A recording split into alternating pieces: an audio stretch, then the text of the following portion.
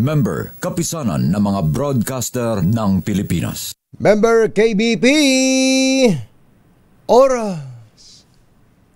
3 minuto na makalipas ang ika-6 ng umaga, Kapopoy! Humahataw, humahagupit, lumalatay na komentaryo sa Himpapawid. 2x2. Walang takot sa paghimay sa masalimuot na isyu ng bayan. 2x2. Humahataw na mga balita at impormasyon. 2x2. Ating damhin, ating lasapin ang hagupit na 2x2.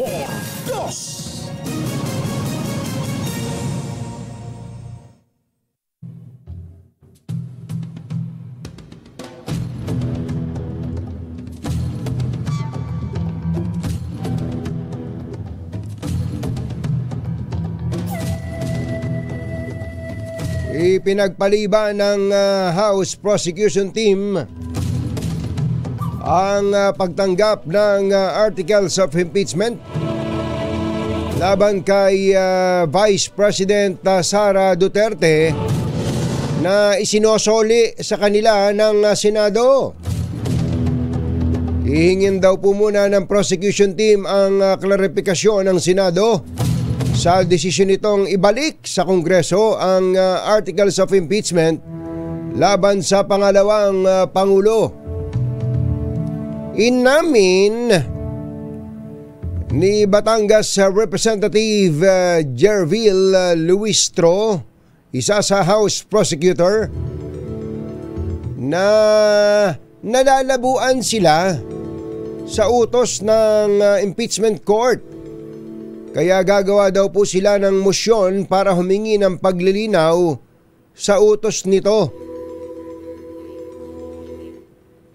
Sinabi naman ni House Speaker Martin Romualdez na deeply concerning ang hakbang ng impeachment court. Kasabay ng pahayag na ito ni Speaker ay iginiit ng Kongreso na naaayon sa saligang batas ang kanilang hakbang na i-transmit sa Senado ang impeachment articles. Isyu ng bayan, katotohanan, dos. At maitim ang balak, magtago ka na. 2x2. Si Jerry at si Anthony, narito na. 2x2. Hahataw ng todo, urado ka. 2x2. Ang katotohanan, dala nila. 2x2. Walang sinasamba pali, maniwala ka. 2x2. Hataw ng gusto, tol, umasa ka. 2x2. 2x2.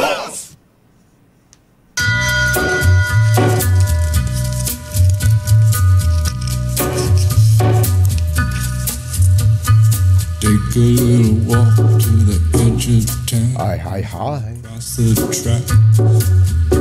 Maganda morning. My doctor looms like a bird of doom. Magandang umaga, bayan! Where secrets lie. Ito po si Anthony Taberna. Finds no. Umahabol si Jerry Baha. We are never coming back. Muli pong sumasa inyo ang 2x2 sa umagang ito ng Friday! Yuhuu! Comes a tall, handsome man in a dusty black. Kumusta po kayo mga ka-textmates, mga text partners?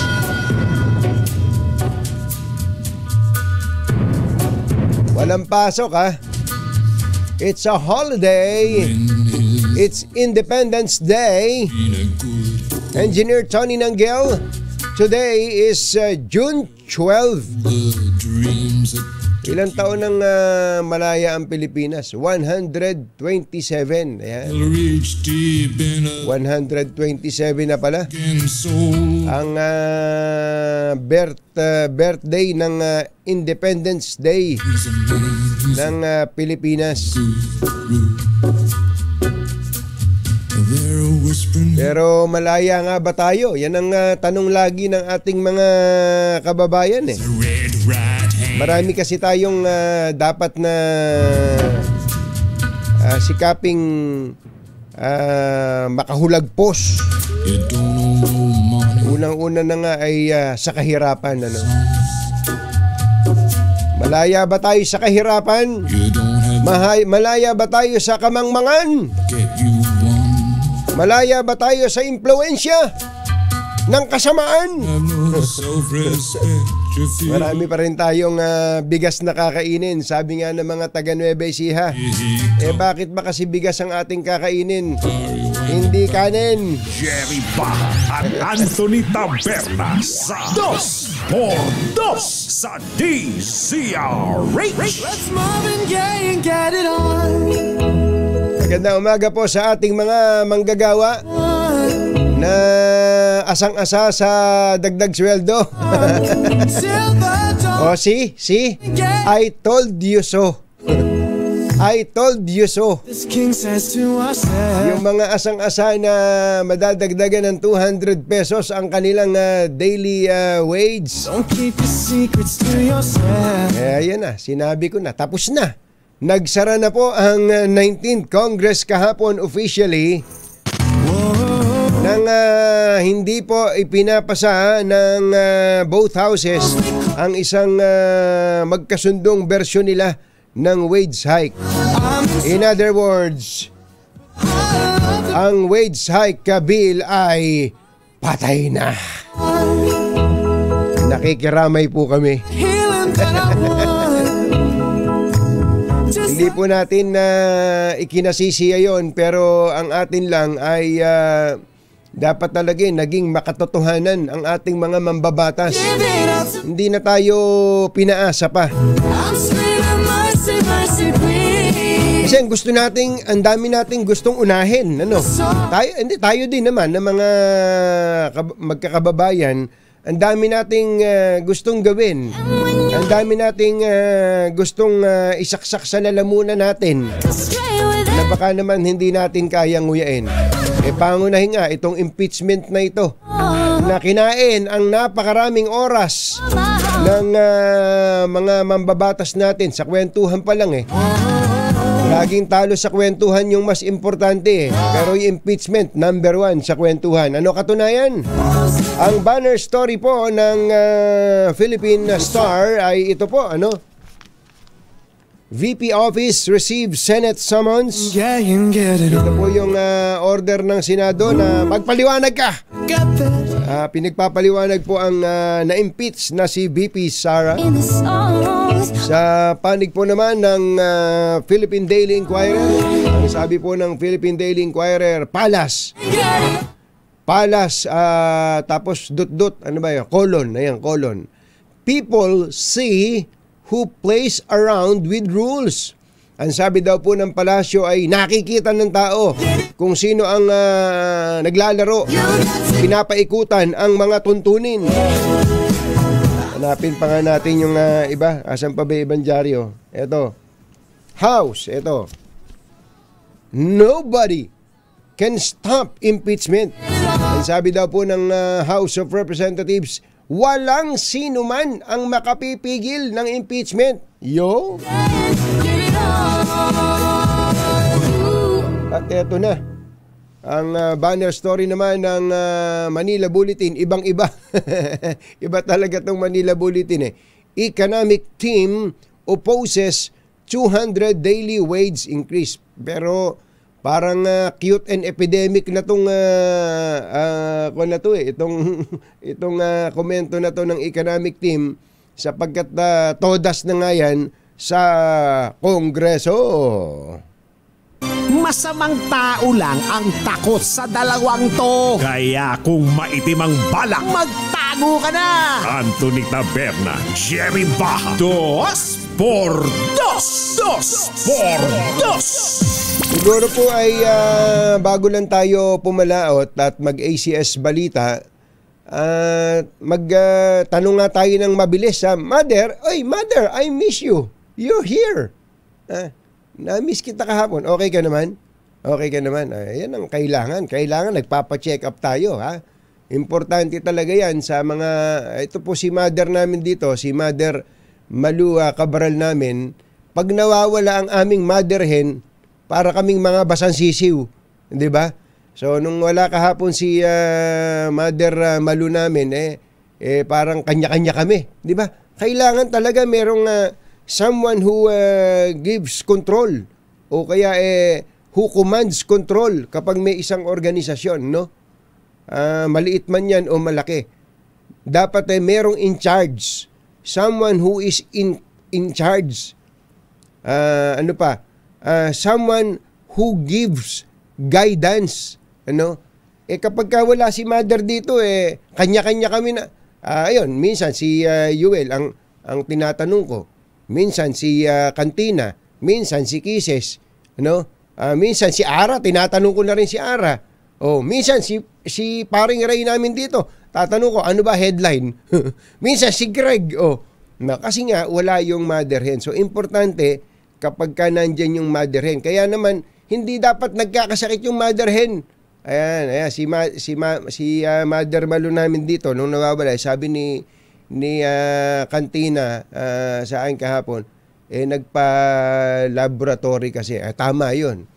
Yun ang kailangan natin, mga kababayan. Baka tayo'y busy dito sa usapin ng impeachment at iba pang political matters dito sa ating bansa, baka napapabayaan natin ang ating kalusugan. Alam ba ninyo na meron na palang mga programa ang gobyerno? Ito lang PhilHealth Itong PhilHealth, pwede ka palang magpa-laboratory na wala kang bayad. No? Meron na palang ganun. Yun lang Dapat alam po ng mga kababayan natin yun na yung basic, at least yung basic na laboratory ay sagot ng gobyerno. Huwag kayong matakot na magpakuha ng dugo. Di ba yung fasting, Yuel, magpa-fasting ka. Tapos, mother, di ba gano'n yung ginawa mo? Nag-fasting ka. 10 hours, hindi ka kakain. Hindi pwede uminom. Hindi.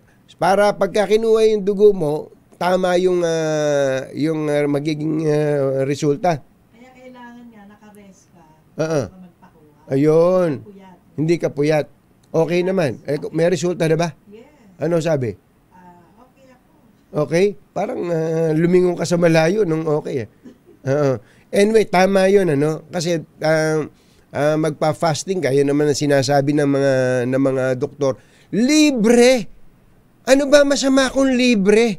Ayan, so meron pong ganon, mga kababayan.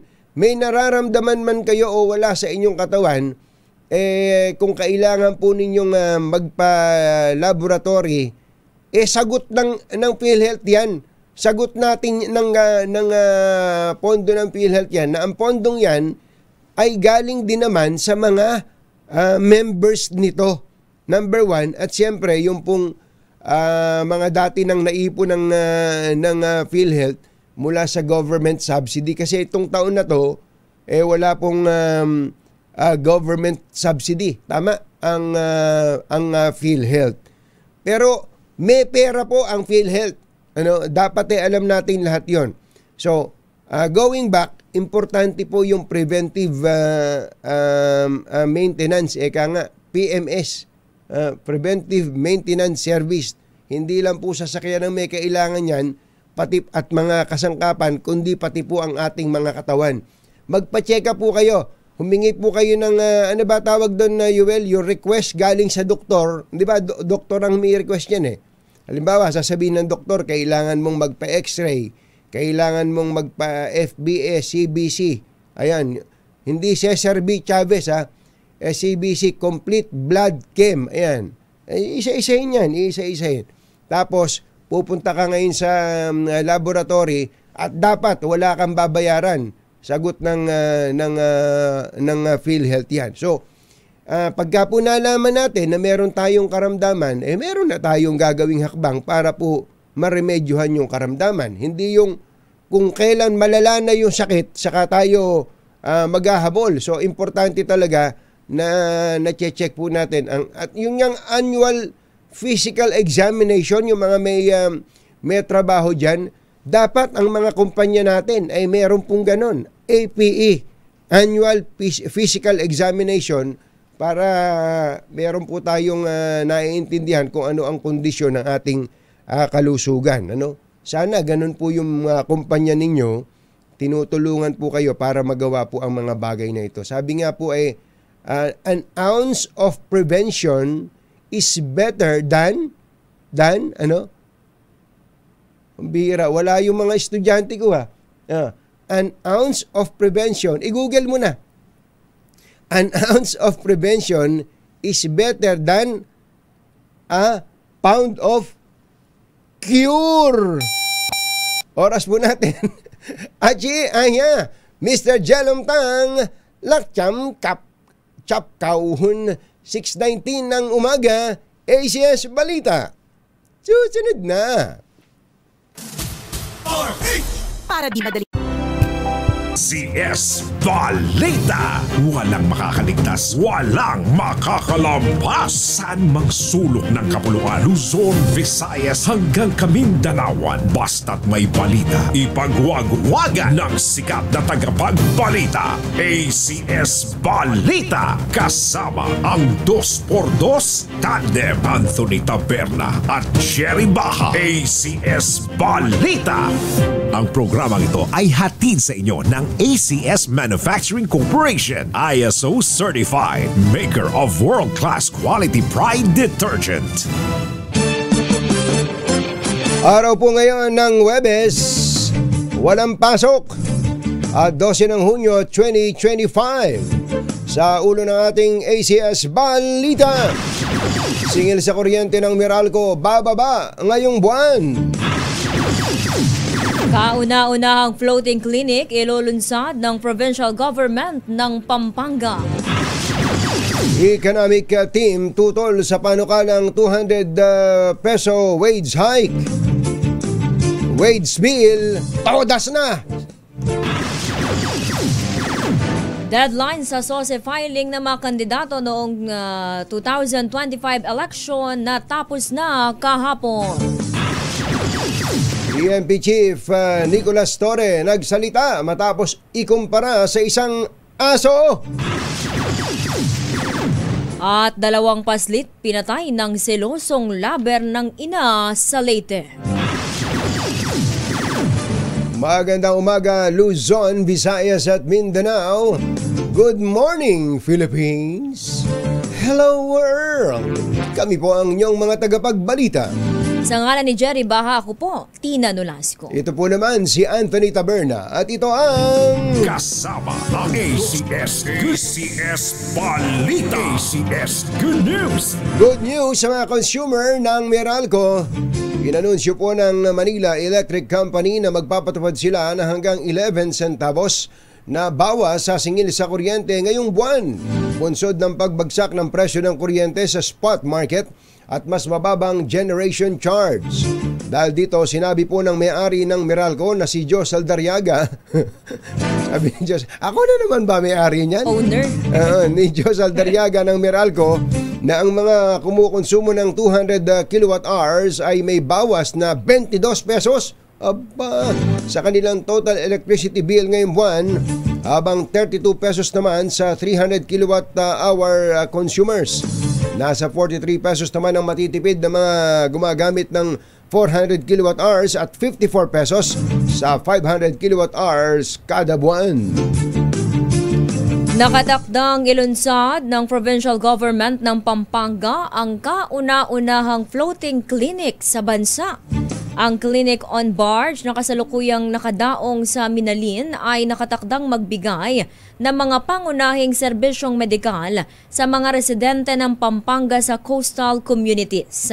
Ayon kay Pampanga Vice Governor Lilia Pineda, Target ng provincial government na maisakatuparan ang proyekto sa ikatlong quarter ng kasalukuyang taon.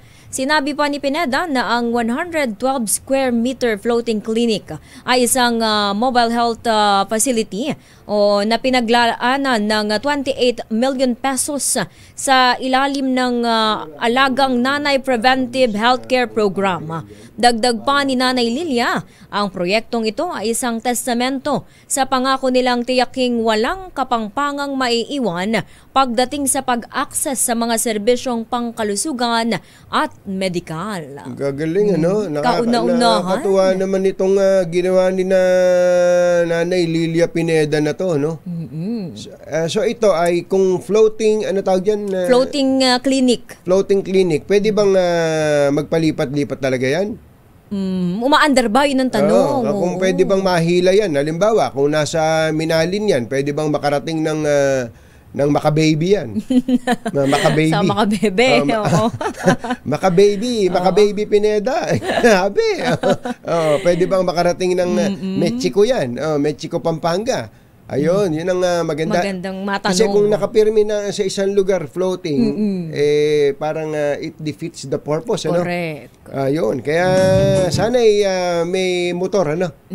Umaandar. Pero mukhang hindi eh. Mukhang hindi. Dahil square siya hindi siya yung no? iba yung saka may dugtong dun, yung kasi kung ako naman yan, kung hindi naman umaandar, ba't yung pa nilagay sa pwede naman ilagay sa lupa.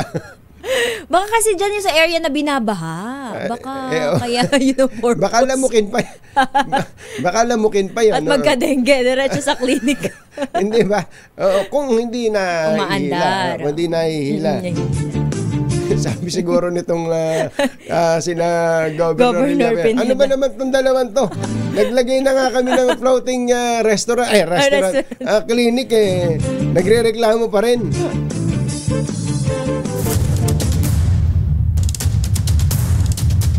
Alas 6:29 ng umaga. Ngayon po ay isang importanteng araw para po sa sambayanang Pilipino sapagkat ngayon ang pagdiriwang na ika-127 araw ng kasarinlan ng Pilipinas. Makibalita tayo sa mga sitwasyon kaugnay po ng selebrasyon ng Independence Day. Unahin natin ang pinuntahan ni RH15 Giselle Ricafort dyan po sa Kawit, Cavite. RH15 Giselle Ricafort. Come in, Giselle! Sa ating may temang kalayaan, kinabukasan, kasaysayan, hindi pa pipigil yung pagdiriwang sa 127 anibersaryo ng Araw ng Kalayaan dito sa Aguinaldo Shrine sa Kawit, Cavite. Pagmat nagsisimula na naman na umambon-ambon dito sa lugar, lumarga na yung parada ng kalayaan mula sa Potol Fire Station patungo dito sa Aguinaldo Shrine na nagsimula kaninang 5:30 a.m. Panauning pandangal sa kalayaan dito. Si Chief Justice Jesmundo darating lamang maya-maya lamang inaasahan na nasisimulan yung wreath-laying ceremony sa tomb ni President Emilio Aguinaldo na pangungunahan niya ni Jesmundo at ni Mayor Angelo Emilio Aguinaldo. Sasakyan din yan yung First District Representative Consuelo Revilla III, Cavite Governor Triana Atina Tolentino at ni Marcia Eloisa de Castro mula naman doon sa National Historical Commission of the Philippines. Alas 7 ng umaga, magaganap yung makasaysayang pagwawagaywan sa bandila ng Pilipinas dito sa makasaysayang balkonahe ng Aguinaldo Shrine kung saan dineklara yung kasarinlan ng Pilipinas noong 1898. Magkakaroon din ng pledge sa Philippines mamaya na pangungunahan naman ng Vice Alcalde na si Edward Dundi Samaria Jr. Ito si Giselle Ricafort para sa Deezer, ito na sa Pilipinas, sa Pilipino. Maraming salamat sa iyo, Giselle Ricafort. Sa Mandala, dakuha naman natin ang Mausoleo de los Veteranos sa Manila North. Ano bang kaganapan dyan? RH29, Boy Gonzales. Come in, Boy! Anthony, Tina, dito naman sa Mausoleo de los Veteranos de la Revolution sa loob mismo ng Manila North Cemetery. Pangungunahan ng wreath laying ng mga opisyal ng nitong ng tanggulang pambansa Undersecretary Pablo Lorenzo, ang civil veteran at reserve person ng Maynila, at maging itong si Vice Mayor Yula Serbo ang pagtataas ng watawat sa loob nitong dito sa mismong Musileo. At ngayon ay nakahanda na ang mga tauhan ng AFP, mga pulis na nagbabantay dito sa naturang lugar. Alas 7 ng umaga ay sisimulan nga ang pagtaas ng watawat at ngayong ikasandaan at 27 anibersaryo ng Independence Day. Ito si Boy Gonzales para sa DCRS, una sa Pilipinas, una sa Pilipino. Thank you so much, RH29, Boy Gonzales. Pumunta naman tayo sa bandang norte, sa Caloocan. Ano na ba nangyayari sa Monumento Circle? 2-3, Edwin Duque. Come in, Edwin. Gatunying kararating lang ni Mayor of Along Malapitan at minsan maaga ngayon yung tagawag pagdiriwang dito ng ika-127 anibersaryo na proklamasyon ng kalayaan ng Pilipinas. Hindi ganon kadami yung pinakaget. Taging pangalawang kalihip ng DLG Omar Alexander Romero, yung pinakagising speaker dito, at Congressman First District of Malapitan, ang tanging pinaka malaking mga opisyal ng gobyerno dito sa Dagbana, Digat Andres Bonifacio, kung saan isasagawa at pagdiriwang ng anibersaryo ng proklamasyon ng kalayaan ng Pilipinas. Dati sarado itong southbound ng Rizal Avenue mula sa may 10th Avenue. Kaya yung mga sasakyan ay pakanan doon, pakaliwa sa Serrano. Habang itong EDSA ay two-way yung northbound, galing naman sa Lubungan sa patungo naman ng MacArthur Highway. Habang itong Samson Road ay sarado naman bago dito sa may Monumento Circle. Kaya yung mga sasakyan medyo nagkaroon na napakahabang bigat trapiko. Itong bahagi ng MacArthur Highway papuntang Monumento dahil kakaliwa sa Lubungan sa northbound ng EDSA, papunta naman Balintawak. Hindi naman umuulan, Edwin. Director, Edwin. Yes. Hindi naman umuulan. Tapos lang kanto yung abot pa tigil, pero ngayon medyo nawala-wala, pero may kunti pa rin. Pero kita mo, basang-basa itong kalsada at meron namang mga tent doon ay nilagay dito sa Monumento Circle. Siguro hindi sa ganong karami tulad ng mga nakaraan yung mga pumunta rito. Dahil dati lahat ng mga estudyante, pero karamihan dito ngayon ay mga barangay official, mga tauhan ng Sitihol, ang EFP, ang BNP, ang Bureau Protection at ang BJP. Makulimlim kasi ang inaalala natin, kaya natin tinatanong kung umuulan. Sana naman na hindi babasa yung mga magsisipuntahan dyan na makikiselebrate sa Independence Day 2-3. At sa ngayon may bubong ba yung lugar? May bubong? Meron bang tolda man lamang? Merong space na inilagay yung pinakabubong dito sa Dagbana ni Andres Bonifacio na kahit umulan, safe yung ating yung mga pangunahing mga pagdagal dito. At dito naman sa harap, sa mismong circle, may mga tent. Doon, hindi ako magkakamali, nasa mga 10 tent. Ito nga nakalagay dito. Kaya umulan man, hindi sila mababasa. Hindi sila mababasa. Sa labas, na inisakop natin. Huwag mong pauulanan si Mayor Along Malapitan, ha? Kararating lang. Siguro mga 10 minutes.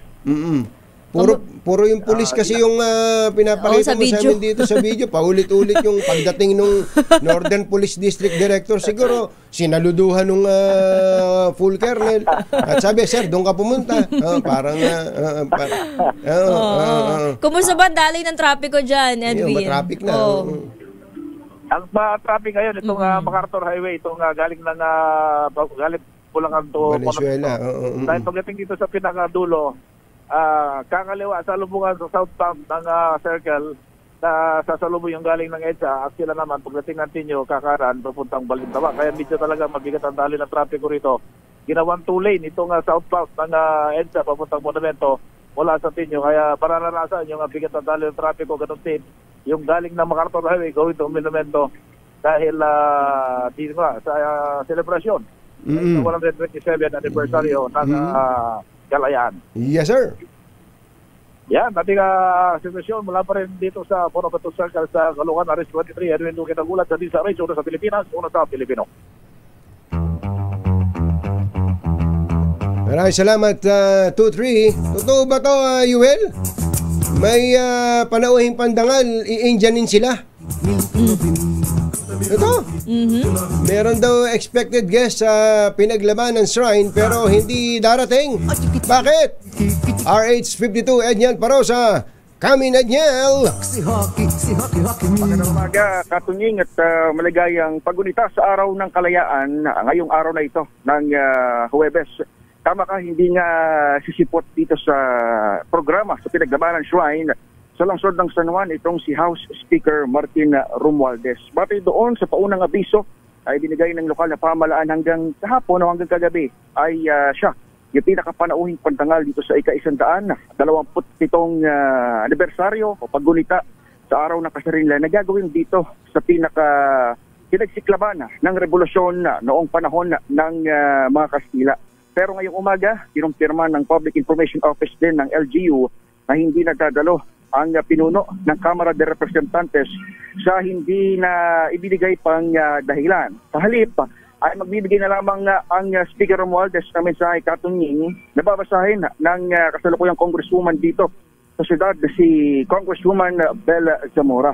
Nakatakdang pangunahan itong programa maliban kay Romualdez sana ni Mayor Francis Zamora na karere-elect pa lamang sa kanyang ikatlong termino. Sa kanyang paunang mensahe na ibinigay dito sa media, kanyang ipinagmalaki ang gampanin o yung naging role nitong pinaglabanan shrine para magkaroon ng kalayaan ang Pilipinas. Ayon sa alkalde, walang kalayaan kung walang pinaglabanan. Magugunitan dito sa pinaglabanan shrine, sinasabing nagsimula yung pinakapaglusob ng katipunan laban sa mga Espanyol na siramang nag-ugap ng iba't iba pang pagkilos sa buong bansa hanggang sa makamta na nga ang kalayaan ng Republika. Dito sa pinaglabanan shrine ngayong umaga, nakita natin ay maagang nalagyan ng mga bulaklak, itong mga bantayog, Gap Andres Bonifacio, itong pinaka-supremo ama ng Katipunan. Gayon din yung utak ng Katipunan kung ating kilalanin si General Emilio Jacinto. At syempre, yung pinaka-dambana ng pinaglabanan dito sa may unahan ng pinaka-parke. Nakita rin natin may mga alay ng bulaklak, Katunying, doon sa mga pangalan na ginawang marker ng mga kilalang o mga tukoy rather ng mga personality o individual na miyembro ng KKK noong panahon na yon.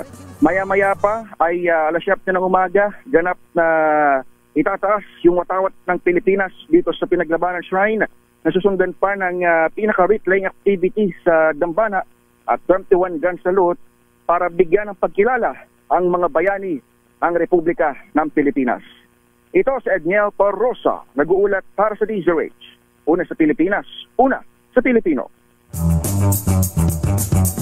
Maraming salamat, Edniel. Baka naman napuyat si Speaker, ano? Kaya Sabi siguro hindi ni makakadalo. Speaker, mainit pa ulo ko. Huwag niyo akong papuntahin dyan.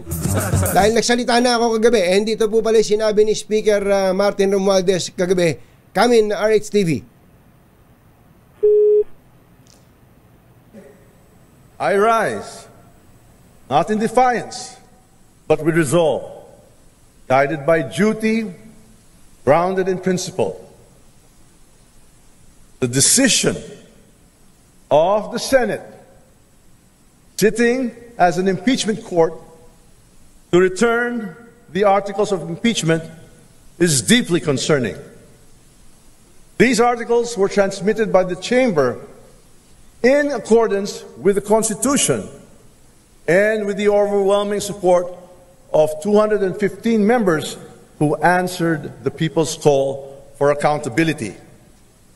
Let me speak plainly, yet with utmost respect. The House of Representatives acted not out of haste, but with deliberate care.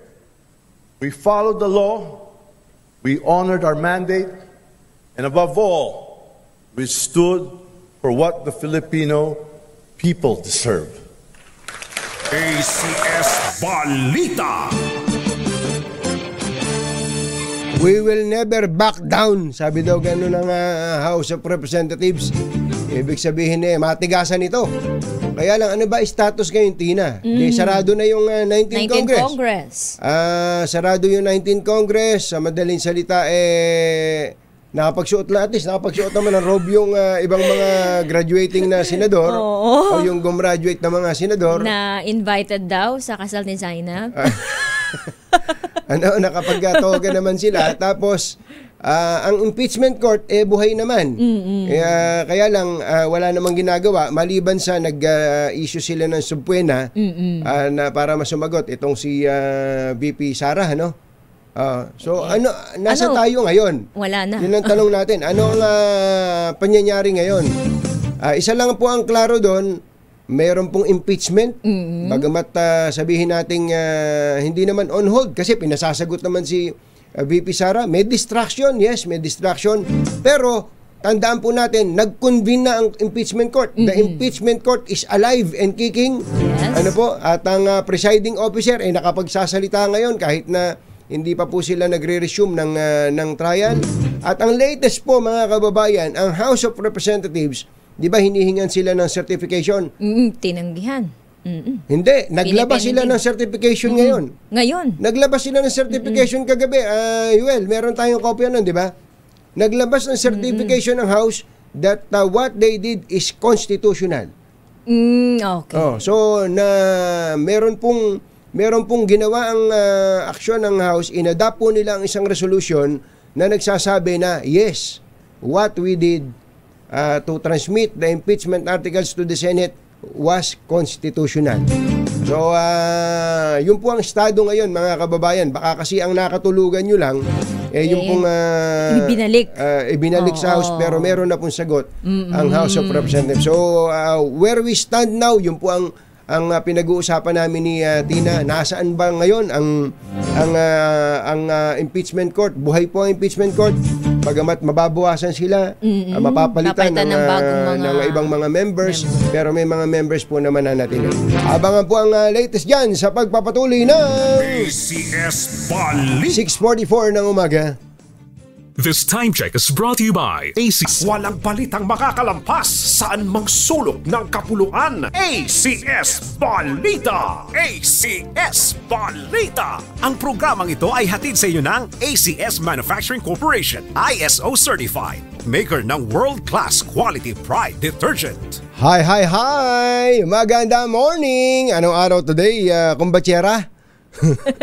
Today is Laundry Day Friday. Yahoo! At pag Laundry Day Friday, all you need is Pride washing machine detergent. May triple stain away formula kaya tanggal ang makapit, madikit at malupit na dumit mancha kaya easy ang labada.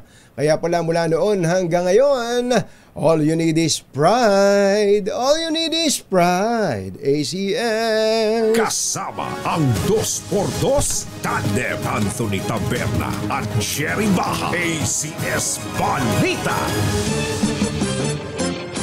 Ikaw naman.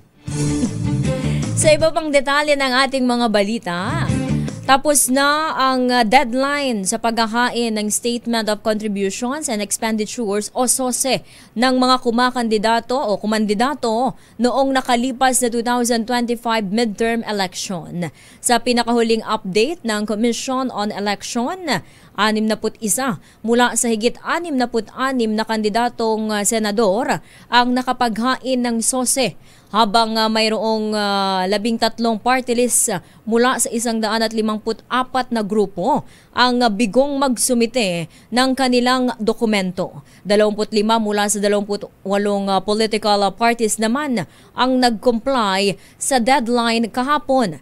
Paalala ng poll body chief, sinumang nanalong opisyal na bigong makapagsumite ng SOSE ay hindi makauupo sa kanilang pwesto. Posibleng pagmultahin din sila ng 1,000 piso hanggang 30,000 piso sa unang paglabag, habang 2,000 pesos hanggang 60,000 pesos at perpetual disqualification sa ikalawang beses na mabigong magsumite ng SOSE. Alas 6:51 ng umaga, sa mga kababayan po natin dyan sa Barangay Poblacion, Noveleta, Cavite. Barangay Poblacion, Noveleta, Cavite. Sa harap po ng tribunal ng Noveleta. Meron pong namimigay ng pera dyan. Hanapin niyo po. Hindi na kayo hahanapin, kayo maghanap sa kanya. Madali lang pong makilala. Siya po ay tall, dark, and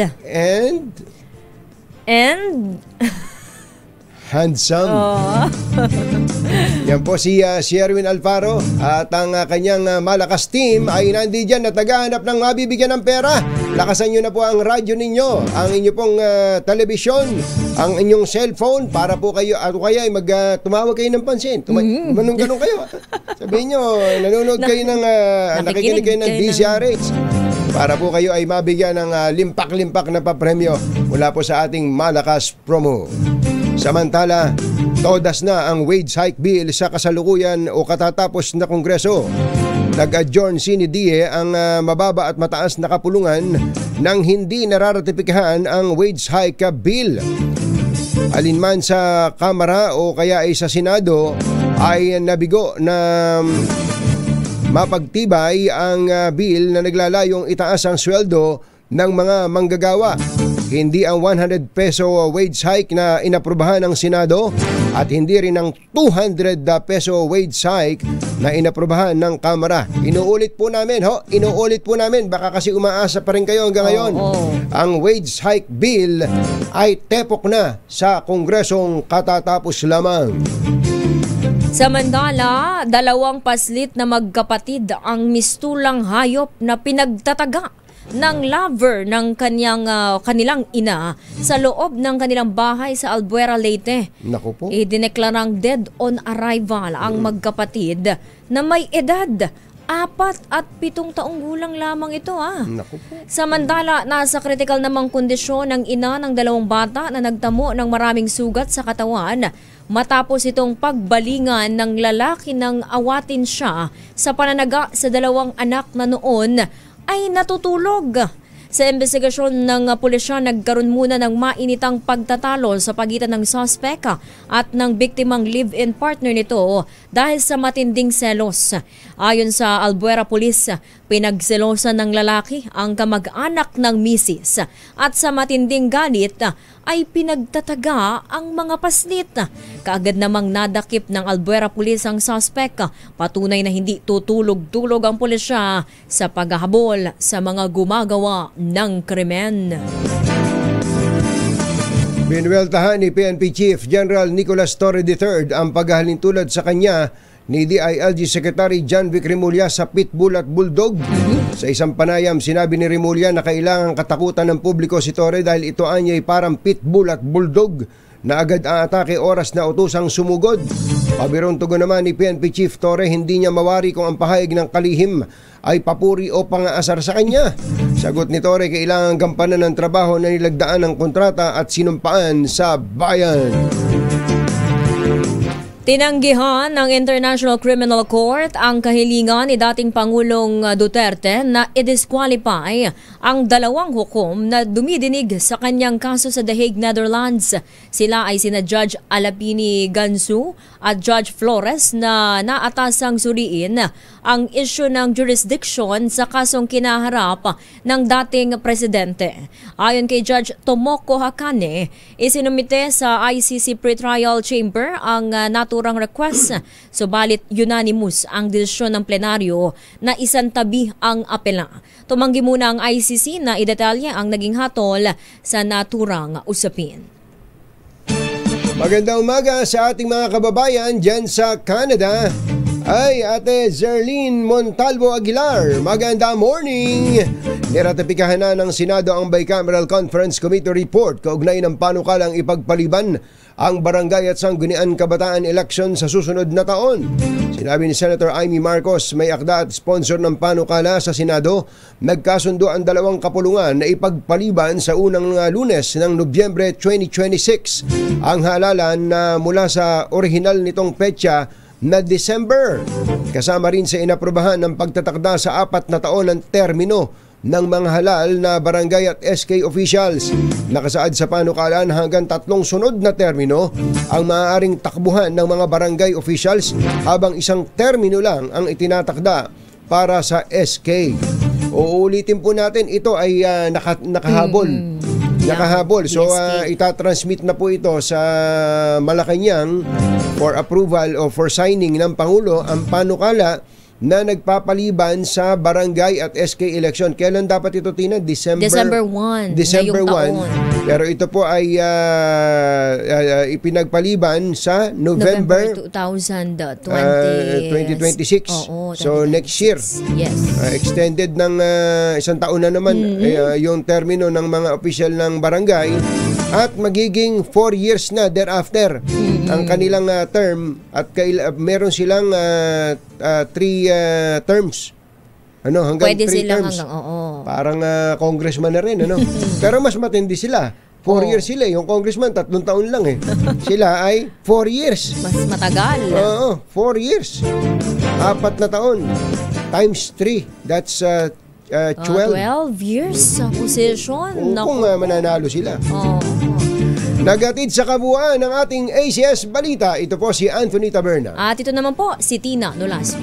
ACS Balita. 3 minutes bago ang alas 7 ng umaga. Balitang makatotohanan, balitang maaasahan. ACS Balita. Ang programang ito ay hatid sa inyo ng ACS Manufacturing Corporation, ISO certified, maker ng world-class quality pride detergent. Maulan. Jerry Baja at Anthony Taberna sa 2x2 sa DZRH.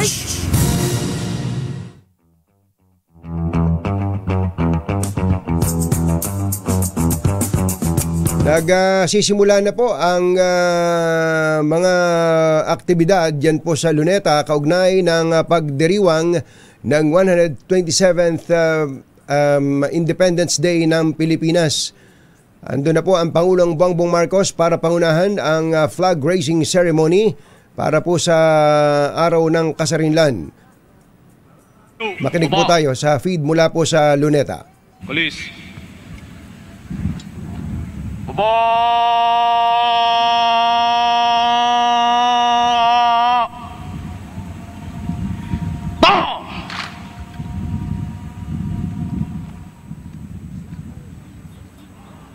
Kasama ng Pangulo si Armed Forces Chief of Staff General Romeo Browner Jr.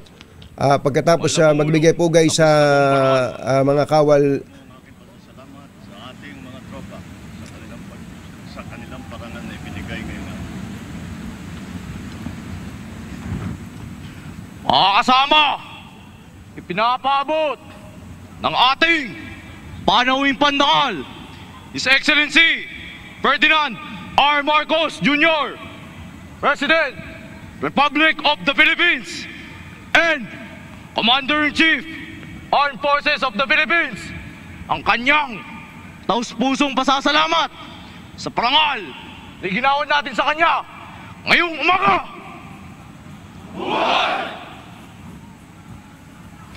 Mga Pino, baba, palis. Mga kababayan, ang Pangulong Ferdinand R. Marcos Jr. Sa pagsisimula ng ating pagdiriwang, dadako po tayo sa seremonya sa pagtataas ng watawat. Ang flag raising po ay pangungunahan na ng Pangulo. Nandito rin po sa Luneta ang iba't ibang mga opisyal ng pamahalaan, ang kanyang anak na si Congressman Sandro Marcos, at ang mga foreign miyembro ng Diplomatic Corps. Andiyan din pala si First Lady Lisa Araneta Marcos at ang dalawa pang anak ng Pangulo. Tanghal!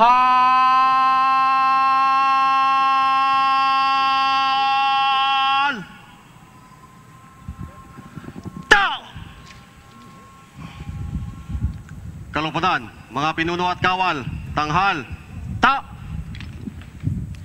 Mga kababayan, ang pambansang awit ng Pilipinas.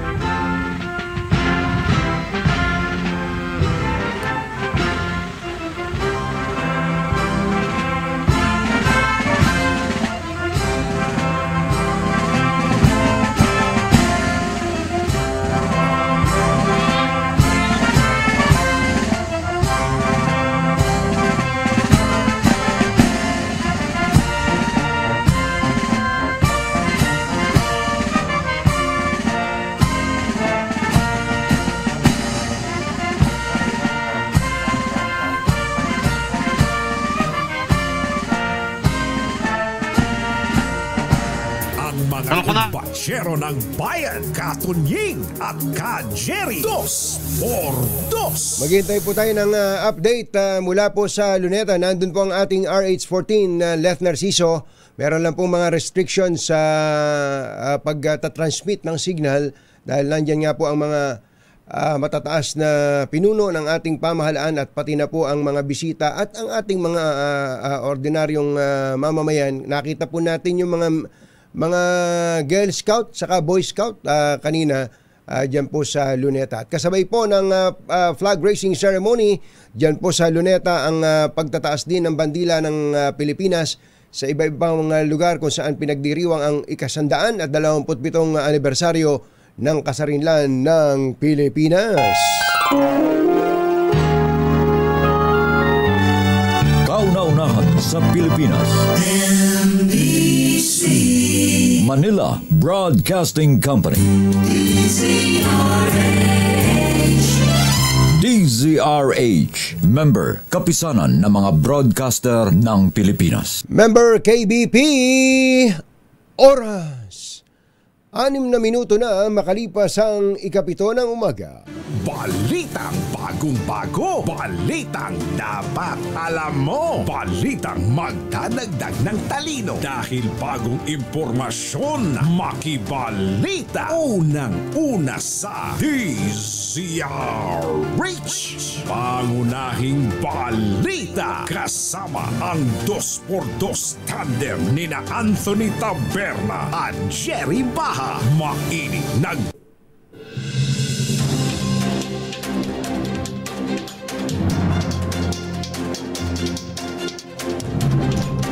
Araw po ngayon ng Huwebes, araw ng kasarinlan ng bansa, June 12, 2025. Sa ulo ng ating mga paunahing balita, prosecution team ng Kamara nalalabuan sa utos ng Senado na ibalik ang impeachment complaint laban kay VP Sara. Umihirit ng pagpapaliwanag.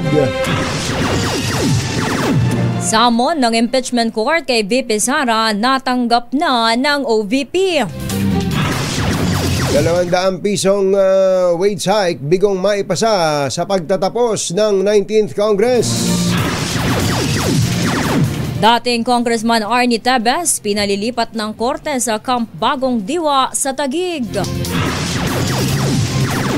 SUV nabagsakan ng tipak ng bato sa Skyway, isa sugatan. At BI Commissioner Viado hinarang ang rekomendasyon na palayain ang Pogo King na si Tony Yang sa pamagitan ng piyansa.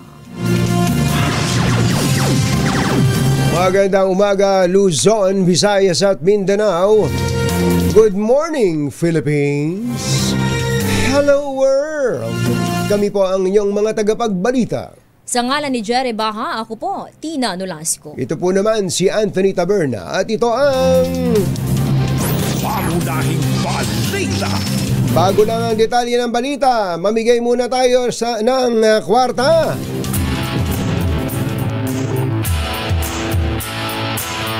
May nanalo na dyan sa Barangay Poblasyon, Noveleta, Cavite. Tawagin mo na, kantina. Sherwin, sino ang ating lucky winner? Good morning, Katuning, at si Katuning dito nga sa Noveleta na natatagpuan yung tribunal ng Noveleta na kung saan isa sa mga unang nagpahimagsik sa mga Pilipino para labanan ng mga Kastila noong Agosto 31, 1896 dahil dito napatay ni General Mariano Alvarez ang dalawang Guardia Civil na siyang hindi ng galit ng mga Pilipino sa pag-aalab ng revolusyon noong 1896.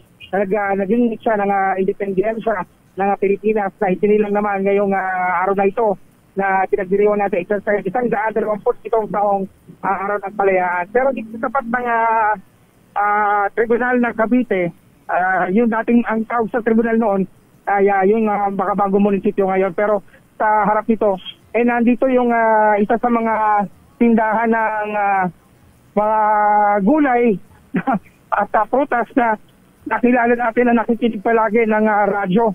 At dito nga sa loob ng palengke, kanina napakinggan natin na napakalakas na nakikinig ng radyo dahil itong listener na ito palaging nakatutok araw-araw sa programa mo ng Dr. Dos.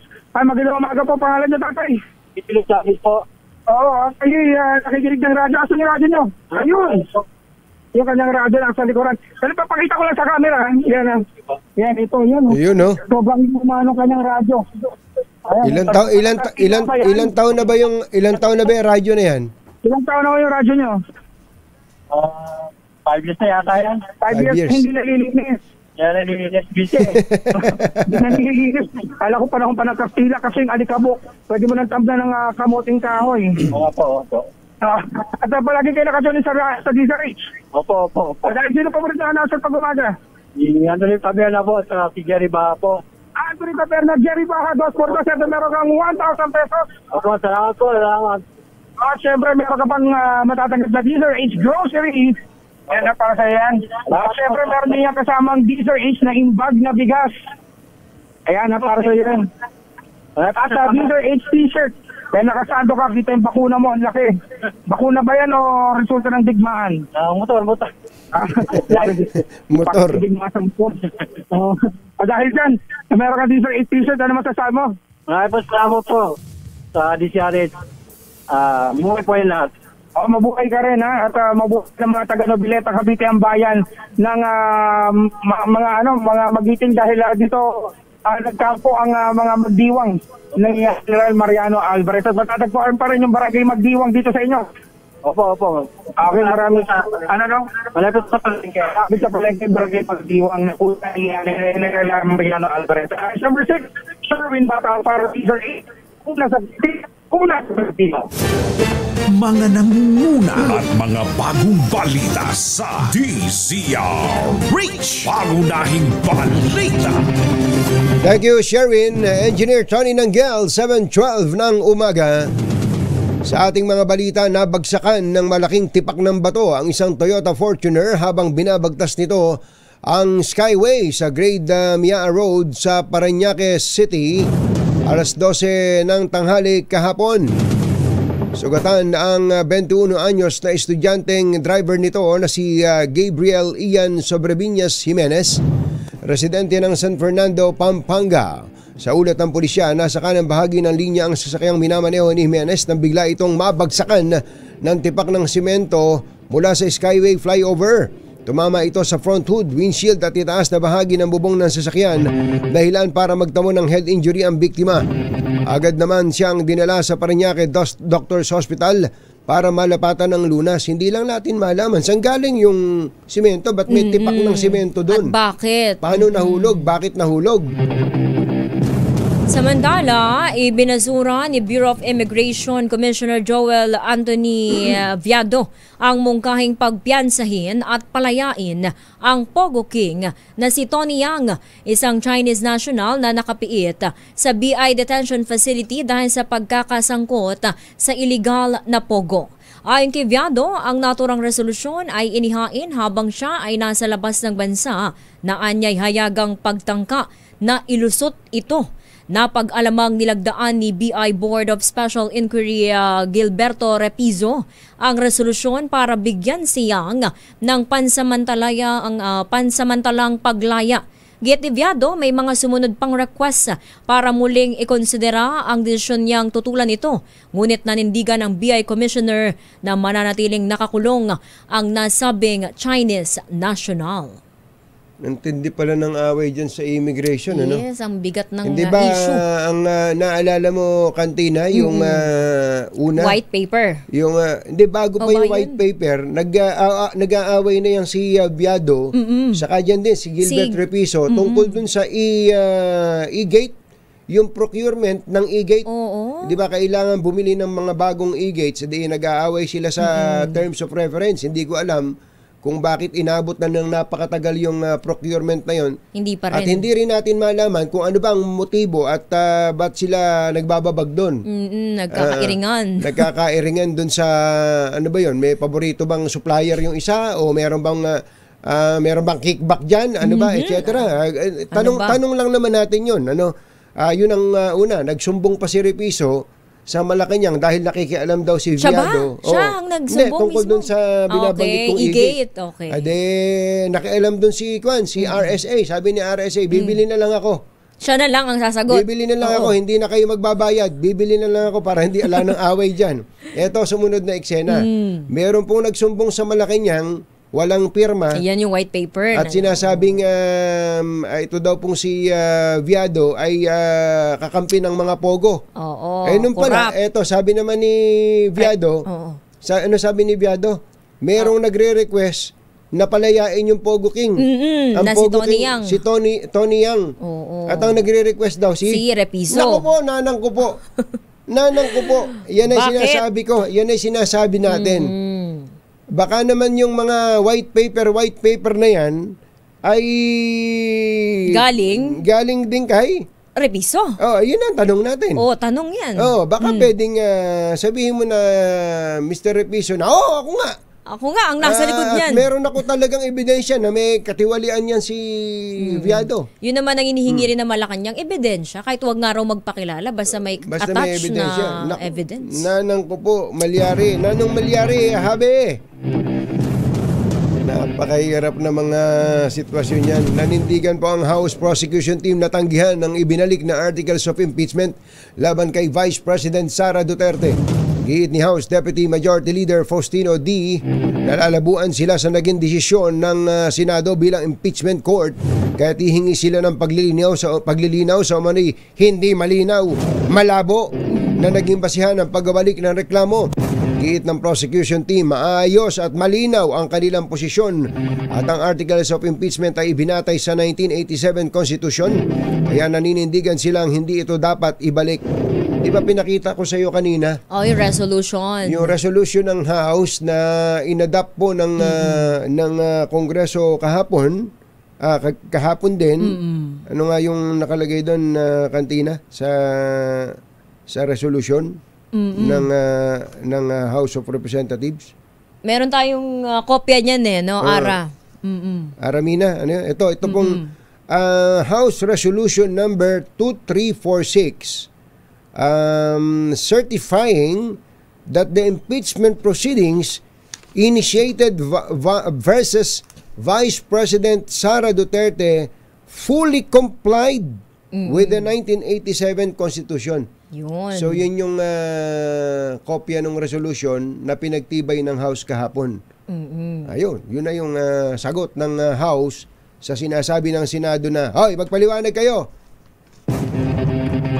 Samantala, iginiit ni Senate President Chis Escudero na nananatili sa kanila ang jurisdiksyon sa impeachment case ni VP Sara Duterte kahit may aprobadong motion na ibalik sa Kamara ang Articles of Impeachment.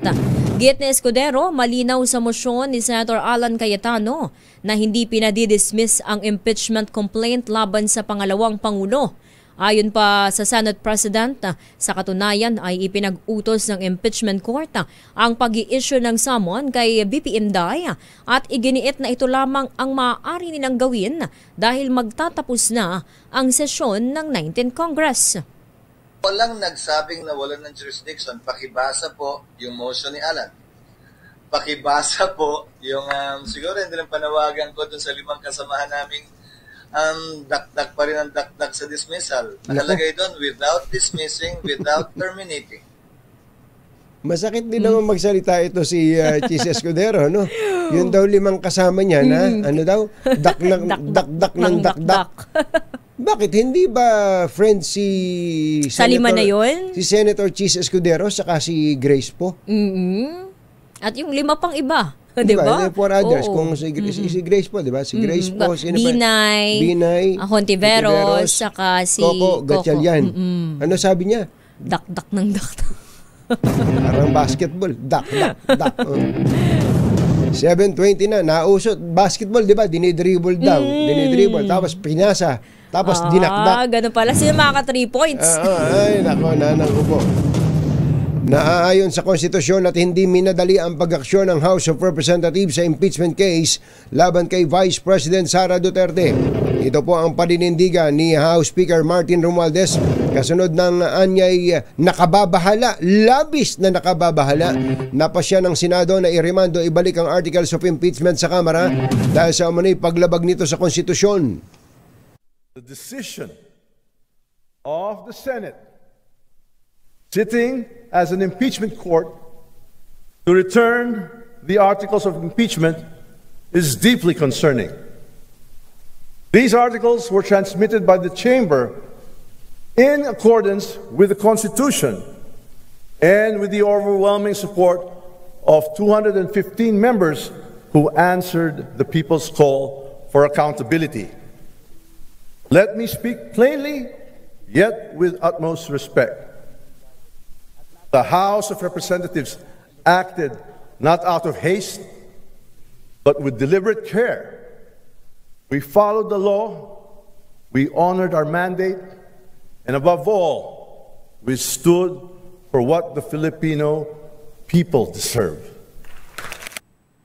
Ang tinig ni House Speaker Martin Romualdez. Hindi nabigo o nagbago ang posisyon ng Malacanang sa usapin ng impeachment ni Vice President Sara Duterte. Kasunod ng desisyon ng Senator Judges na i-remand o ibalik sa Kamara ang Articles of Impeachment.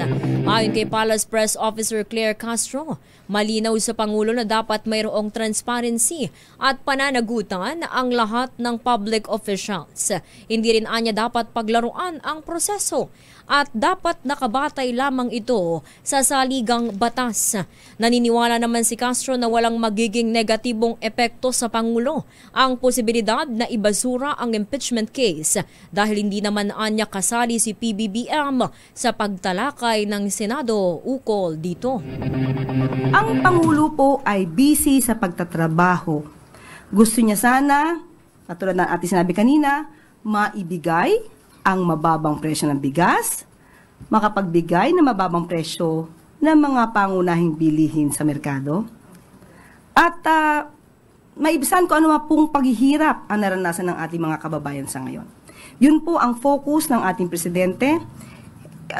Hindi po niya pinapansin sa ngayon kung ano nangyayari sa Senado, dahil ang trabaho po ng Senado, kung ano man po ang mangyari dyan, sila naman po ang mananagot sa taong bayan. Si Palace Press Officer Claire Castro. Susunod! Tito Boy! Sino itong actor, comedian na lulong daw sa sugal? Kaya pordoy na pordoy ngayon. Ano ba yung ibig sabihin ng pordoy? Hindi ko rin alam. Hirap na hirap? Ha? Hirap na hirap? Hirap na hirap ba? Hirap na hirap? Ganun? Naghihirap na. Kala ko parang klase ng disenyo ng damit yan eh. Parang corduroy yun. Corduroy ba? Corduroy pala yun. Oo. Yan at iba pa sa pagbabalik ng Pangunahing balita. 7:23. Ang oras ay hatid sa inyo. Chit yampwa. Chi, tanghali na. Kinumpirma ng Office of the Vice President na natanggap na nila ang summons ng Senado para kay VP Sara Duterte alas 11 na umaga kahapon. Binigyan ng Senate Impeachment Court ang pangalawang Pangulo ng 10 araw para tumugon sa impeachment case na inihain laban sa kanya. Ito'y sa kabila ng desisyon ng Senado na i-remand o ibalik sa Kamara ang articles of impeachment nang hindi dinidismiss ang kaso. Si VP Sara ay naharap sa 8 articles of impeachment kabilang na ang bribery, corruption, high crimes at betrayal of public trust.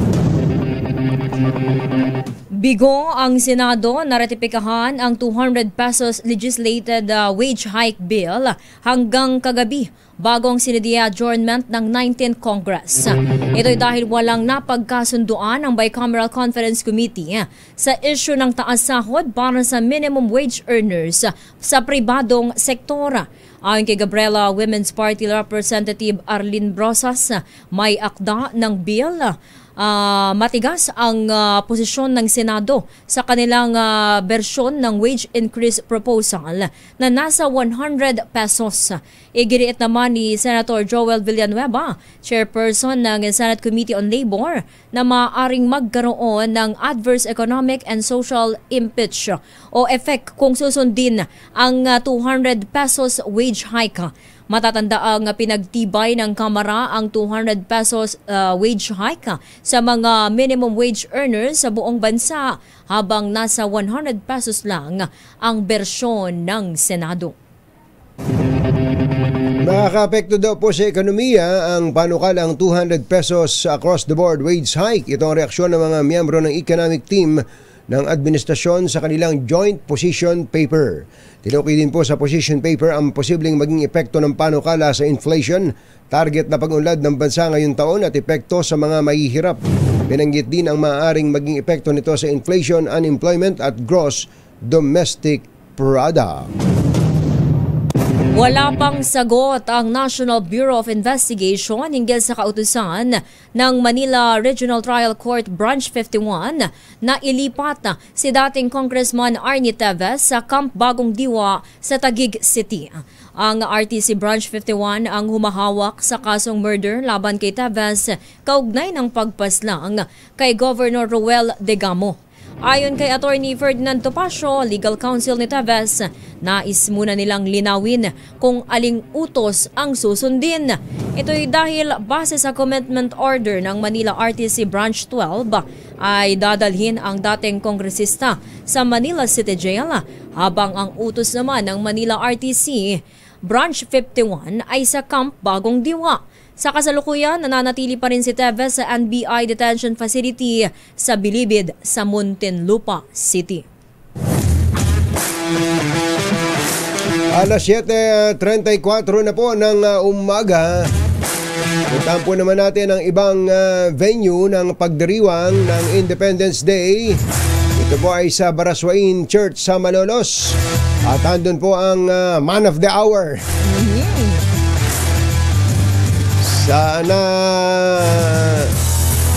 kinakantyawan bilang Mr. K. Mr. K? Bakit? Mr. Kilay. Si Senate President Chis Escudero. At sinusubaybayan siya ni RH5 Val Gonzales. Kamin Val. Anthony at Tina, pinangungunahan nitong si Senate President Chis Escudero. Itong pagdiriwang ng ika-127 taong anibersaryo ng kalayaan ng Pilipinas dito sa Baraswain Church, dito sa lungsod ng Malolos, dito sa lalawigan ng Bulacan. Ang seremonya ay kanina pa alas 7 ng umaga nagsimula sa temang kalayaan, kinabukasan, kasaysayan ay itong si Senate President Chis Escudero ang namuna sa pagtataas ng watawat dahil Filipino time itong si Governor Daniel Fernando. Filipino time itong si Governor Daniel Fernando alas 7 na dumating dito sa Baraswain Church. Natapos na yung pag-aalay ng bulaklak sa monumento ni General Emilio Aguinaldo nang dumating itong si Governor Fernando. Kasama rin sa pagdiriwang dito sa Baraswain Church, itong mga lokal na opisyal ng Bulacan, kabilang na itong si Bulacan 6th District Congressman. Pakiulit mo nga yung huling sinabi mo. Natapos na yung ano? Natapos na yung pagtataas ng watawat at natapos na rin yung pag-aalay ng bulaklak nang dumating itong si Governor Daniel Fernando. Yung mga bisita nila kung saan pa nanggaling. Oo, nauna pang dumating. Ang layo ng pinanggalingan ng ibang bisita nila. Tapos na halos yung seremonya. Tapos na yung seremonya nung dumating yung gobernador ng Bulacan. Ayun, Ang bira naman, Bakit kaya? Na-traffic? Pambira naman, Nag-prepare ng gusto siguro. Hindi, medyo nakakahiya naman yun, Val. Ikaw yung host, tapos ikaw yung pahuli-huli. Sinasabuhay lamang siguro marahil nitong si Governor Fernando ang pagiging isang Pilipino dahil Filipino time. Filipino time. Pambira. Kung sa bagay, ang Filipino time nagaya natin sa mga Espanyol. Kastila. Yung manyana habit, mamaya na. Kaya ipagbunyi natin Pilipino ang gobernador ng lalawigan ng Bulacan. Baka doon galing sa Quezon City. Ang alam ko may bahay si governor sa Quezon City Kabibili lang. Taga rito sa Bulacan ito. Ang pagkakaalam ng lahat ng mga taga Bulacan. Alam ko taga Bulacan yan at ako'y taga Bulacan Ganun ba? Ang birang patis naman ayan So nahuli. Butit hindi siya iniwanan ng mga bisita niya. Hindi. Tahimik at talagang kalmante ang aura nitong si Senate President Chis Escudero. Pakinggan nga natin ano ba ang sinasabi ni Senator Chis Escudero. Eto, nagsasalita na siya ng nagpakilala ay itong si Governor Daniel Fernando. Lumayo lang ako dun sa naglalakad na ako ilang metro at lumayo lang ako dahil maingay nilalamon yung ating audio. At kasama rin dito sa pagdiriwang yung halos lahat ng mga lokal na opisyal ng Bulacan, kabilang nga dito itong si Bulacan 6th District Congressman Salvador Caador Plato. Kasi maaga yan. Maagang gumising yan. Papahuli. Alam mo naman yung mga senior citizen maagang gumising lang yan. Ayos na saan Ayos na. Eto, pakinggan natin si Senate President Chis Escudero. Sa ating ginagalangan punong lalawigan kasi Daniel Fernando, sa ating ginagalangan punong lingkod. Mga intro pa lang pala. Val. Mga pagbati pala muna. Maulan, papagpalaya. Muulan dito. Ating lahat. Ayos na. At least narinig natin yung boses ni SP Chis. I-summarize mo na lang mamaya. Sa ating pangbansang bayani, una dahil Val. Sa Baraswain at sa hindi tayo naririnig. Napuputol din yung signal ni SP Chis. Balikan na lang. Ilago mo na lang mamaya. I-summarize mo na lang mamaya kung ano man yung mensahe ni Senate President Chis Escudero. Val? Yan ang sitwasyon dito sa pagdiriwang ng 127th anniversary ng proklamasyon ng kalayaan ng Pilipinas, kung saan ang panawing pandangal ay itong si Senate President Francis Chis Escudero. Ako si Val Gonzales, back to you, Tina at Anthony. Thank you. Maraming salamat, RH5. Dako naman tayo. Ay, update dyan sa balkonahe ng Aguinaldo Shrine dyan sa Cavite. Detalye, hatid. Umakyat ba si Giselle dyan? Oo. Sa balkonahe mismo? Sige nga, tingnan natin. RH15 and Giselle Ricafort. Sa tingin pinalitas na yung asawa ng Pilipinas sa makasisa yung Putol sa yung... 127 anibersaryo ng Araw ng Kalayaan. Pinangunahan niya ni Chief Justice Alexander Desmundo at saka sinaliwan kanina ng pag-awit sa lupang hinirang. Naialay na rin sa puntod ni Pangulong Emilio Aguinaldo yung mga bulaklak naman mula kay Pangulong Bongbong Marcos. Sa kanyang talumpati ni M. Desmundo na yung ating daw kalaban hindi lamang yung mga dayuhan na gusto tayong sakupin, kundi maging yung katiwalian, kawalan ng pakialam at pang-aabuso sa sarili nating bakuran. Sinabi niya pa na hindi lamang daw sa digmaan makakamit yung inaasar natin na tunay na pagbabago ay nakakamit niyan ngayon sa mga hukuman, sa mga paaralan at kahit saan kung talagang gugustuhin natin. Ang kalayaan daw sabi ni Desmundo, hindi ganti palang ibinibigay dahil tapos na yung ating pagsumikap dahil dapat daw yan na pagtibayan araw-araw at dapat yan na mag-udyok sa ating magsumikap para sa makatarungang lipunan. Sa mensahe naman ni Governor at Ina Tolentino sa pamamagitan ni Denise Kahulig, pinaalala niya na tungkulin ng bawat Pilipino na pangalagaan yung tinatamasa nating kalayaan dahil hinanday ito ng dugo at pawis ng ating mga kanununuan. Hinimok niya yung sambayan ng Pilipino na patuloy na ipagmalaki yung ating pagkakakilanlan at ipamana sa mga kabataan yung tunay na diwa ng bayanihan.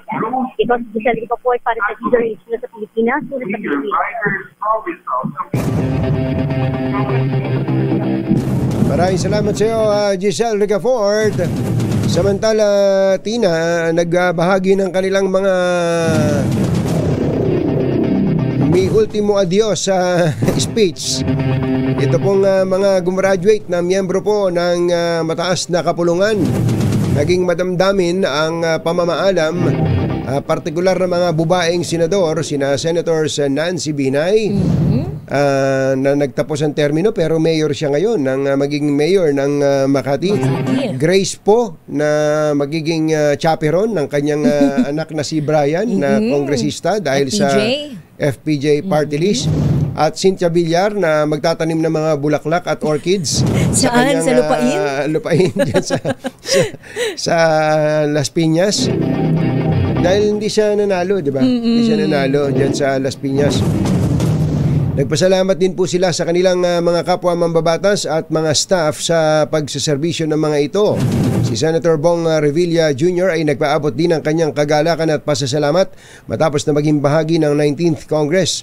Aminado naman si Senator Coco Pimentel na marami siyang natutunan sa 13 taong serbisyo sa kapulungan. May butal, ano? Oo, merong isa. 13 years. Oo. Alam ko na dahil sa yung yung 'di ba yung nag-resign si Mig Subiri nung term. Yun. Dahil sa sabi ni Mig Subiri, hindi ko alam na beneficiary pala ako ng dayaan o kaya nag-resign siya. So may natirang 1 taon mahigit. Kaya may butal. Tapos tumakbo siya ng 2 term na magkasunod. Nanalo naman. So, ayaw ba nyo, nakalibre siya na 1 taon. Natuwa daw po siya dahil sa 13 years niyang pagsiservisyo bilang senador. At isa daw po sa kanyang hindi malilimutan ay ang nangyari noong gabi ng impeachment trial kay VP Sara na anya'y nautakan ng minorya ang mayorya. May ganun pa. Samantala, hindi naman nakapag-deliver ng kanyang speech si Senator Francis Tolentino na maagang umalis papunta ng Tagaytay. Bakit? Hindi ko alam. Baka gusto may lakad. May emergency. Samantala, tiniyak naman ng Pangulong Bongbong Marcos na gumagawa na ng hakbang ang pamahalaan para tugunan ang nararanasang power crisis sa isla ng Siquijor. Kabilang dito ang pagkomisyon sa 2 megawatt modular generator set mula sa Palawan Electric Cooperative. Nakipagpulong si PBBM kay Governor Jake Vincent Villa at iba pang lokal na opisyal upang talakayin ang iba pang agarang hakbang para sa pangmatagalang solusyon sa power crisis at tumataas na demand ng kuryente sa Siquijor. 6 months from now, we will guarantee that there will be a long-term solution. Hindi na itong patsik-patsik na ating kailangan na napilitan natin gawin ngayon. So the government will do its part, SIPCOR must do its part. ang tinig ng Pangulong Bongbong Marcos na, by the way, ay nag-umpisa na pong magtalumpati dyan po sa may Carino Grandstand. Kumuha nga tayo ng maikling portion ng speech, ng live speech ng Pangulo. Kahit maikli lang, bago tayo mag-commercial ng 2 araw. Mr. President, take it away. Hindi kasalanan ang pagbibigay ng opinyon. At lalong hindi mali ang kritisismo. Bagkus ito ang nagbibigay buhay at kinang sa ating demokrasya. Ngunit ang kalayaan at ang demokrasya, tulad ng pag-ibig sa tinubuang lupa, kailangang inaalagaan, binabantayan at ipinaglalaban. Dahil ang totoong kalaban ng kalayaan ay ang pagiging manhid. Manhid sa hinain ng taong bayan, manhid sa kalagayan ng ating kapwa, manhid sa kapanganan ng ating bansa. Tayong mga kagawad ng pamahalaan, dapat paalisin na doon yung mga nasa likod ng Pangulo. Hindi naman nakikinig yung mga yun. Oo, mga nagkikwentuhan nakabubusit tawanan ng tawanan. Hindi ba? Nakabubusit. Mr. President, ituloy nyo lang po. Pasensya na po at hindi ko lang mapigil yung sarili ko at mga hindi naman nakikinig. Ba't nagpuntahan dyan mga tinamaan ng magagaling na yan? Go ahead po, Mr. President. Ay tunay na pagkilos at na pagserbisyo. Ang solusyon ay ang pagpapaginhawa ng buhay ng bawat isa. Bilisan ang pagtugon sa mga ngailangan ng ating mga kababayan. Taasan ang kalidad ng serbisyo at iwasto ang ating pagkukulang.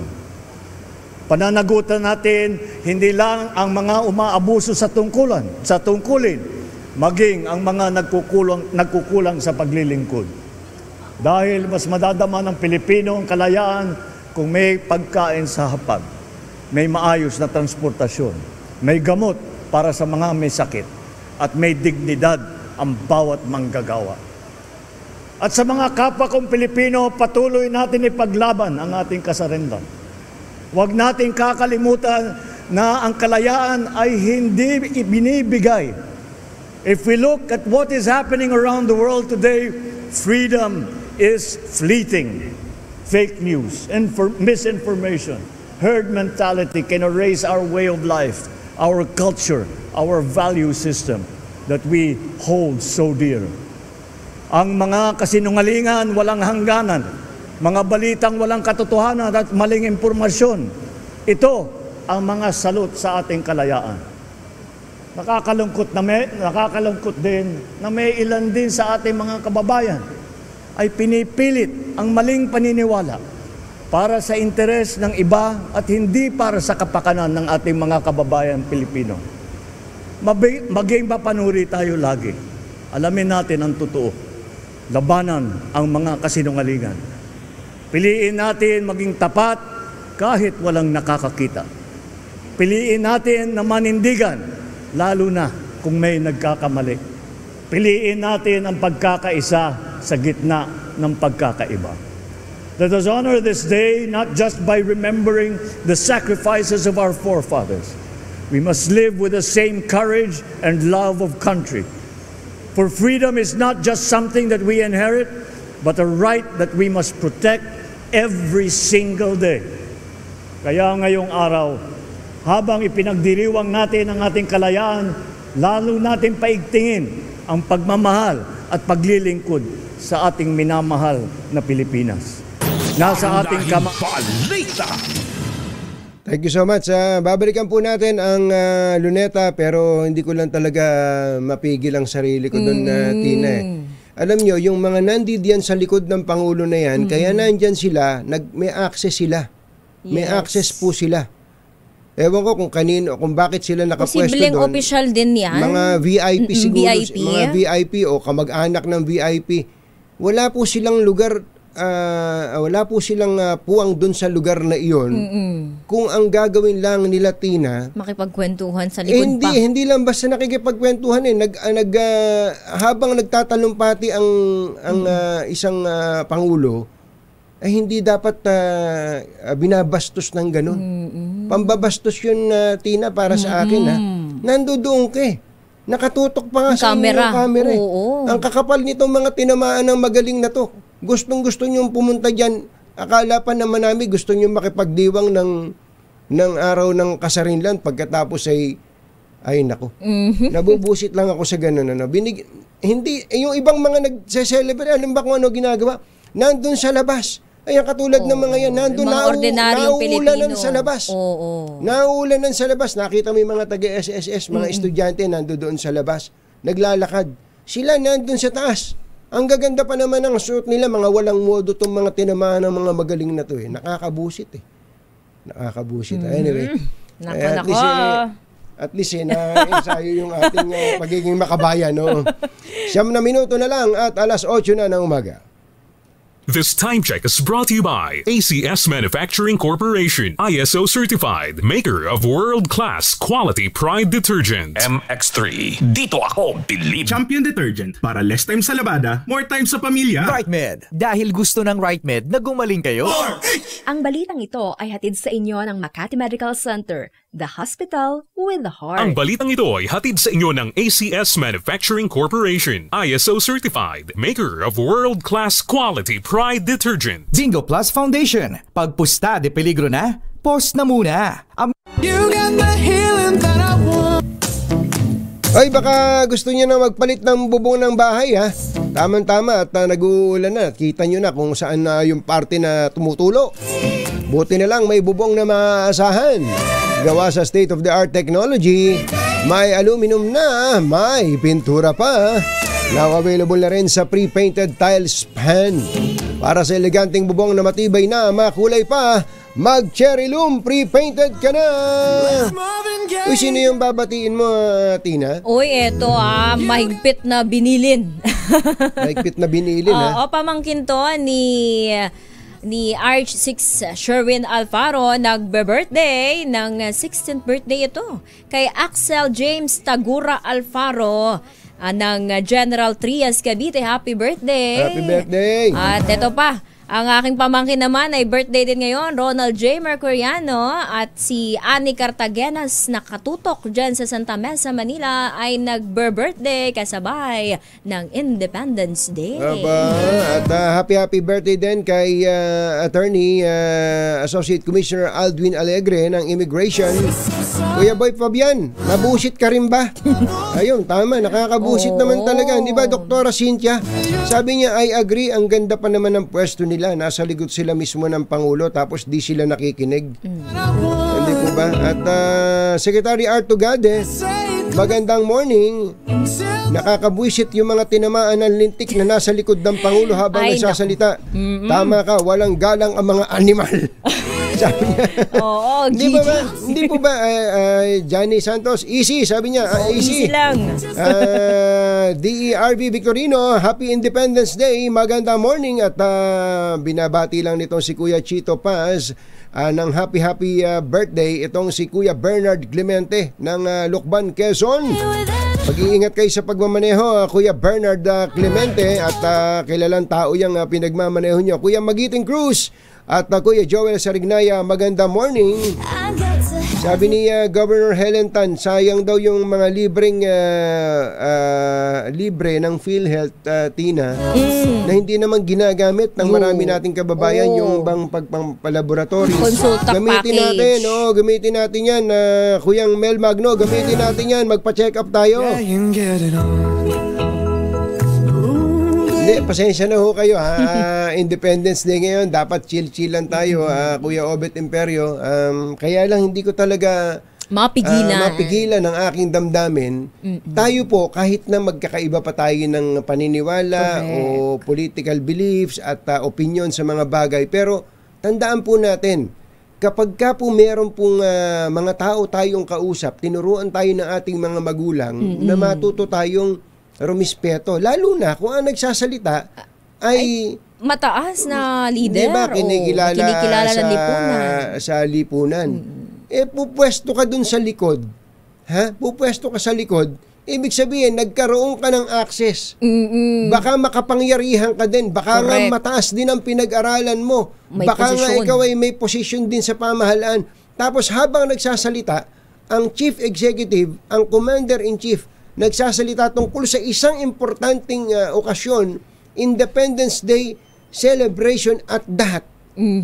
Nandun kayo, ni isa sigurong sinabi ng Pangulo, hindi nyo man lang narinig dahil ano ginagawa nyo? Nagkikwentuhan. Naghahagikikan, nagpipicture taking.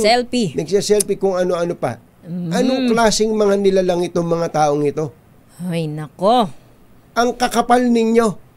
Dapat sa inyo ay mapagsabihan ng protocol at sabihin last nyo na to. Hindi na kayo makakaulit sa mga ganitong okasyon na inimbita pa naman kayo. Mga tinamaan ng mga magaling itong mga ito. Mga wala kayong modo. Oo, wala kayong modo. Sinasabi ko wala kayong modo. Hindi ba Kuya Johnny Santos? Ay, nako. Bye! Thank you, Tina. Salamat sa pagsama mo sa akin. Bye! Happy weekend! Woo! Damdaming bayan! Susunod na! This time check is brought to you by